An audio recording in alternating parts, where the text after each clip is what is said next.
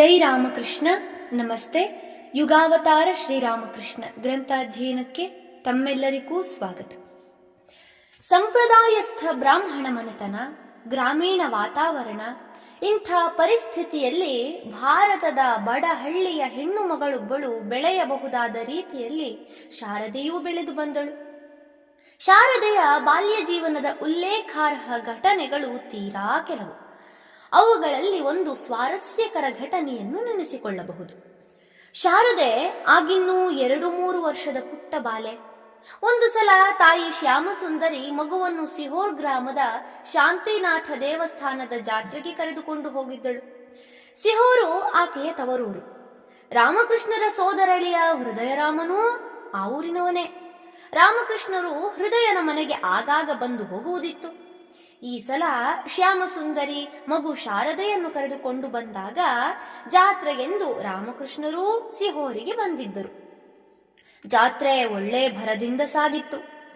ಜಾತ್ರೆ ಎಂದ ಮೇಲೆ ಕೇಳಬೇಕೇ, ಜನವೋ ಜನ, ಬಯಲಾಟ, ಹರಿಕಥೆಗಳ ಆಕರ್ಷಣೆ ಬೇರೆ.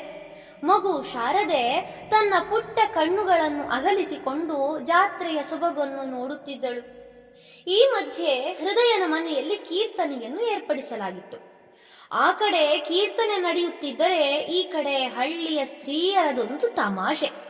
ಏನೆಂದರೆ, ಪುಟ್ಟ ಹುಡುಗಿಯರಿಗೆ ಅಲ್ಲಿಗೆ ಬಂದ ಯುವಕರನ್ನು ತೋರಿಸುತ್ತಾ ಕೇಳುವುದು, ಏನಮ್ಮ, ಇವರಲ್ಲಿ ನೀನು ಯಾರನ್ನು ಮದುವೆಯಾಗುತ್ತೀ ಹೇಳು. ಹಾಗೆಂದಾಗ ಆ ಹುಡುಗಿ ಸುಮ್ಮನೆ ನಾಚಿಕೊಂಡರೆ ಅದೇ ಒಂದು ಮೋಜು. ಹಾಗಲ್ಲದೆ ಒಂದು ವೇಳೆ ಆ ಹುಡುಗಿ ಯಾರಾದರೊಬ್ಬ ಹುಡುಗನನ್ನು ತೋರಿಸಿ ಅವನನ್ನು ಎಂದರಂತೂ ಅದು ಇನ್ನೂ ಒಳ್ಳೆಯ ಮೋಜು. ಹಾಗೆಯೇ ಒಬ್ಬಳು ಮಹಿಳೆ ಶಾರದೆಯನ್ನು ಮಡಿಲಲ್ಲಿ ಕೂಡಿಸಿಕೊಂಡು ಸುತ್ತ ಇದ್ದ ಹುಡುಗರನ್ನೆಲ್ಲ ತೋರಿಸಿ ಕೇಳಿದಳು, ಇವರಲ್ಲಿ ನೀನು ಯಾರನ್ನು ಮದುವೆಯಾಗುತ್ತೀಯಮ್ಮ? ತಕ್ಷಣ ಆ ಬಾಲೆ ತನ್ನ 2 ಪುಟ್ಟ ಕೈಗಳನ್ನೆತ್ತಿ ಅಲ್ಲೇ ಸ್ವಲ್ಪ ದೂರದಲ್ಲಿ ಕುಳಿತಿದ್ದ ರಾಮಕೃಷ್ಣರನ್ನು ತೋರಿಸಿಬಿಟ್ಟಳು. ಇದೊಂದು ತಮಾಷೆಗೇನೋ ತಮಾಷೆಯೇ ಆಯಿತು.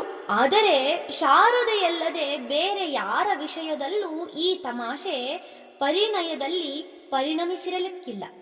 ಶಾರದೆಯ ವಿಷಯದಲ್ಲಿ ಮಾತ್ರ ಇದು ನಿಜವಾಗಿಯೂ ಪರಿಣಯದಲ್ಲೇ ಪರಿಣಮಿಸಿತು. ಈ ಘಟನೆ ಎಷ್ಟು ಅರ್ಥಪೂರ್ಣವಾಗಿದೆ ಮತ್ತು ಪೂರ್ವ ಸೂಚಿಯಾಗಿದೆ ಎಂಬುದು ಸ್ವಲ್ಪ ವಿಚಾರ ಮಾಡಿ ನೋಡಿದರೆ ಗೊತ್ತಾಗುತ್ತದೆ. 3 ವರ್ಷದ ಮಗುವಿಗೆ ಮದುವೆಯ ವಿಷಯ ಏನು ಗೊತ್ತಿದ್ದೀತೋ? ಅಂಥದ್ದರಲ್ಲಿ ನೀನು ಇವರಲ್ಲಿ ಯಾರನ್ನು ಮದುವೆಯಾಗುತ್ತೀ ಎಂದು ಶಾರದೆಯನ್ನು ಕೇಳಿದಾಗ ಆ ಮಗು ಒಬ್ಬ ಯುವಕನನ್ನು ತೋರಿಸಿ ಅವನನ್ನು ಎಂದು ಹೇಳಬೇಕಾದರೆ ಅದು ಆ ಯುವಕ ಬೇರಾರೂ ಆಗಿರದೆ ರಾಮಕೃಷ್ಣರೇ ಆಗಿರಬೇಕಾದರೆ ಇದು ನಿಜಕ್ಕೂ ದೈವ ನಿಯಾಮಕವಾದ ಸಂದರ್ಭವಲ್ಲದೆ ಮತ್ತೇನು ಇರಲಿ. ಈ ತಮಾಷೆ ಅಂದಿಗೆ ಮುಗಿಯಿತು. ಜಾತ್ರೆಯೂ ಮುಗಿಯಿತು. ಎಲ್ಲರೂ ತಮ್ಮ ತಮ್ಮ ಮನೆಗಳಿಗೆ ಹಿಂದಿರುಗಿದರು. ಪುನಃ ಮನೆ ವಾರ್ತೆಯ ಕೆಲಸಗಳಲ್ಲಿ ಮಗ್ನರಾದರು. ದಿನಗಳು ಕಳೆದವು, ತಿಂಗಳುಗಳು ಸಂದುವು, ವರ್ಷಗಳೂ ಉರುಳಿದವು. ಈಗ ಶಾರದೆಗೆ 5 ವರ್ಷ.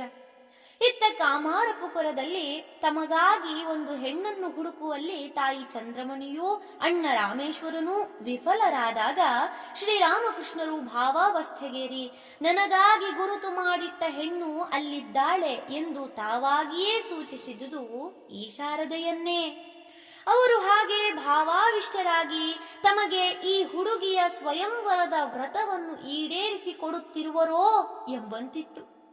ಅಥವಾ ಈ ಪುಟ್ಟ ಹುಡುಗಿಯ ಪತಿವ್ರತಾ ಧರ್ಮವನ್ನು ಪರಿಪುಷ್ಟಿಗೊಳಿಸಿದರೋ ಎಂಬಂತಿತ್ತು.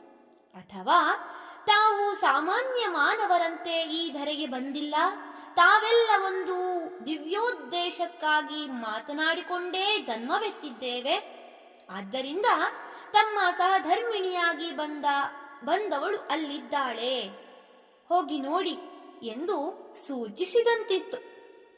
ಚಂದ್ರಮಣಿಗೆ ಮಗನ ಮಾತಿನಲ್ಲಿ ನಂಬಿಕೆಯೇನೂ ಉಂಟಾಗಲಿಲ್ಲ. ಆದರೂ ಜಯರಾಮ್ ಬಾಟಿಗೆ ಹೋಗಿ ನೋಡಿದಳು. ನೋಡಿದರೆ ಅಲ್ಲಿ ಹುಡುಗಿಯೂ ಇದ್ದಾಳೆ. ಹುಡುಗಿಯ ತಂದೆಯೂ ಧಾರೆ ಎರೆದುಕೊಡಲು ಸಿದ್ಧನಾಗಿದ್ದಾನೆ. ಆದರೆ ವರನ ಕಡೆಯವರಿಗೆ ಸಂಕೋಚ. ಏಕೆಂದರೆ ವಧುವಿಗೆ ಇನ್ನೂ 5 ವರ್ಷ. ವರನಿಗೋ 23. ಹೀಗಿರುವಾಗ ಆ ಮಗುವನ್ನು ಮದುವೆ ಮಾಡಿಸಿಕೊಡಿ ಎಂದು ಕೇಳುವುದು ಹೇಗೆ? ಆದರೆ ಹೆಣ್ಣಿನ ಕಡೆಯವರಿಗೆ ಅದಕ್ಕಿಂತ ಉತ್ತಮವಾದ ವರಸಾಮ್ಯ ಇನ್ನೊಂದು ಸಿಕ್ಕದಿದ್ದುದರಿಂದ ಈ ಸಂಬಂಧಕ್ಕೆ ಒಪ್ಪಿಕೊಂಡರು. 1859 ಮೇ ತಿಂಗಳಲ್ಲಿ ಜಯರಾಮ್ ಬಾಟಿಯ ವಧುವಿನ ಗೃಹದಲ್ಲಿ ಪುಟ್ಟ ಶಾರದೆಯನ್ನು ರಾಮಕೃಷ್ಣರಿಗೆ ಕೊಟ್ಟು ವಿವಾಹ ಮಾಡಲಾಯಿತು. ಈ ವಿವಾಹದ ಸಂದರ್ಭದಲ್ಲಿ ಒಂದು ಸ್ವಾರಸ್ಯಕರ ಘಟನೆ ನಡೆಯಿತು. ಸುಮಂಗಲಿಯರು 27 ಬತ್ತಿಗಳ ಆರತಿ ಎತ್ತುತ್ತಾ ವಧೂವರರ ಸುತ್ತ ಪ್ರದಕ್ಷಿಣೆ ಮಾಡುತ್ತಿದ್ದರು. ಆಗ ರಾಮಕೃಷ್ಣರ ಕೈಗೆ ಕಟ್ಟಿದ್ದ ಮಂಗಳ ಸೂಚಕವಾದ ಅರಿಶಿಣದ ದಾರ ಉರಿ ತಗುಲಿ ಸುಟ್ಟಿ ಹೋಯಿತು. ನಿಜಕ್ಕೂ ಇದು ದೈವ ನಿಯಾಮಕವೇ ಎನ್ನಬೇಕು. ಏಕೆಂದರೆ ರಾಮಕೃಷ್ಣರು ಲೌಕಿಕ ದೃಷ್ಟಿಯಿಂದ ವಿವಾಹವಾದರೂ ಅವಿದ್ಯಾಬಂಧನ ಸ್ವರೂಪವಾದ ಆ ದಾರ ಮಾತ್ರ ಹೀಗೆ ಒಂದು ಊಹಿಸಲಾಗದ ರೀತಿಯಲ್ಲಿ ಸುಟ್ಟು ಹೋಯಿತು. ವಿವಾಹವಾದರೂ ಅವರು ಸಂಸಾರಕ್ಕೆ ಬದ್ಧರಾಗಿ ಉಳಿಯುವವರಲ್ಲ ಎಂಬುದನ್ನು ಅದು ಸೂಚಿಸುವಂತಿತ್ತು. ವಿವಾಹ ನಂತರ ವಧುವನ್ನು 4 ಮೈಲಿ ದೂರದ ಕಾಮಾರಪುಕುರದ ವರನ ಮನೆಗೆ ಕರೆತಂದರು ಎಂದರೆ ವಧುವಿನ ಚಿಕ್ಕಪ್ಪ ಆ ಪುಟ್ಟ ವಧುವನ್ನು ಎತ್ತಿಕೊಂಡು ಬಂದ. ವಿವಾಹವೇನೂ ಆಯಿತು. ಆದರೆ ವಿವಾಹದ ವೈಭವ ಮಾತ್ರ ಇರಲಿಲ್ಲ. 2 ಕುಟುಂಬದವರೂ ಬಡವರಾದ್ದರಿಂದ ವಿವಾಹ ನಿರಾಡಂಬರವಾಗಿಯೇ ನಡೆಯಿತು. ಆದರೆ ಎಷ್ಟೇ ನಿರಾಡಂಬರವೆಂದರೂ ರಾಮೇಶ್ವರ ಕನ್ಯಾಶುಲ್ಕವಾಗಿ 300 ರೂಪಾಯಿ ಕೊಟ್ಟಿದ್ದ. ಅಲ್ಲದೆ ಮದುವೆಯ ದಿನವಾದರೂ ವಧುವಿನ ಮೈ ಮೇಲೆ ಚಿನ್ನಾಭರಣಗಳ ಅಲಂಕಾರ ಇರಬೇಕಲ್ಲವೇ? ಇಲ್ಲದಿದ್ದರೆ ಮದುವೆಗೆ ಶೋಭೆಯಲ್ಲಿದ್ದೀತು. ಆದರೆ ಚಂದ್ರಮಣಿಯ ಮನೆಯಲ್ಲಿ ಚಿನ್ನದ ಚೂರೂ ಇದ್ದಿಲ್ಲ. ಆದ್ದರಿಂದ ಊರಿನ ಜಮೀನ್ದಾರ ಲಾಹಾರ ಮನೆಯಿಂದ ಒಂದಿಷ್ಟು ಒಡವೆಗಳನ್ನು ಎರವಲು ತಂದು ಪುಟ್ಟ ವಧುವನ್ನು ಮನದಣಿಯೇ ಅಲಂಕರಿಸಿದ್ದರು. ಆದರೆ ಎರವಲು ತಂದ ಒಡವೆಗಳನ್ನು ಹಿಂದಿರುಗಿಸಲೇಬೇಕಲ್ಲ. ಅತ್ತೆ ಚಂದ್ರಮಣಿಗೆ ಇದೊಂದು ವಿಷಮ ಪರಿಸ್ಥಿತಿ.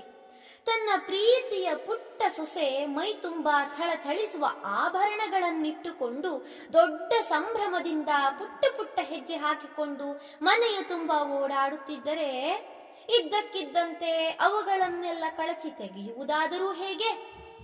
ತಾಯಿಯ ಸಂಕಟವನ್ನು ಗಮನಿಸಿದ ರಾಮಕೃಷ್ಣರು ಅವಳ ನೆರವಿಗೆ ಬಂದರು.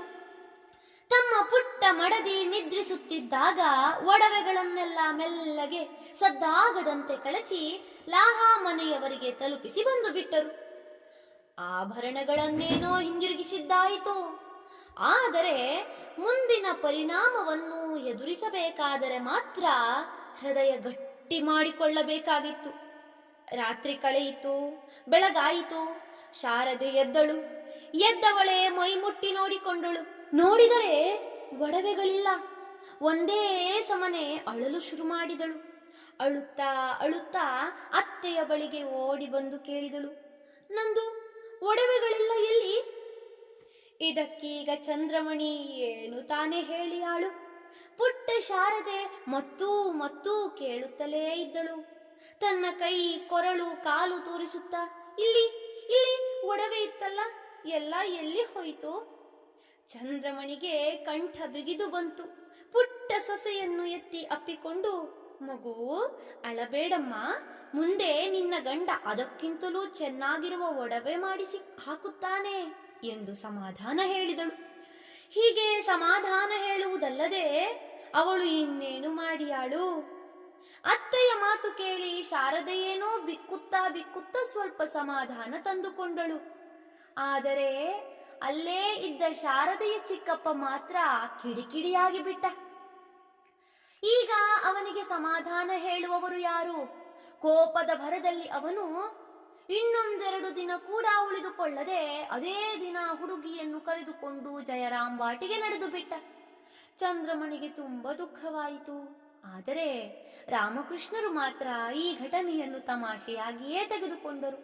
ಅವರು ನಗುತ್ತಾ ತಾಯಿಗೆ ಹೇಳಿದರು, ಅವರೇನೇ ಮಾಡಿದರೂ ಆಗಿ ಹೋದ ಮದುವೆಯನ್ನು ನಿರಾಕರಿಸುವ ಹಾಗಿಲ್ಲವಲ್ಲ. ಧನ್ಯವಾದಗಳು. ಮುಂದುವರಿದ ಭಾಗ ಮುಂದಿನ ಸಂಚಿಕೆಯಲ್ಲಿ. ಓಂ ಶಾಂತಿ ಶಾಂತಿ ಶಾಂತಿ. ಹರಿ ಓಂ ತತ್ಸತ್. ಶ್ರೀರಾಮಕೃಷ್ಣ ಅರ್ಪಣಮಸ್ತು. ಸರ್ವೇ ಜನ ಸುಖಿನೋ ಭವಂತು. ಜೈ ಶ್ರೀಮಾತಾ.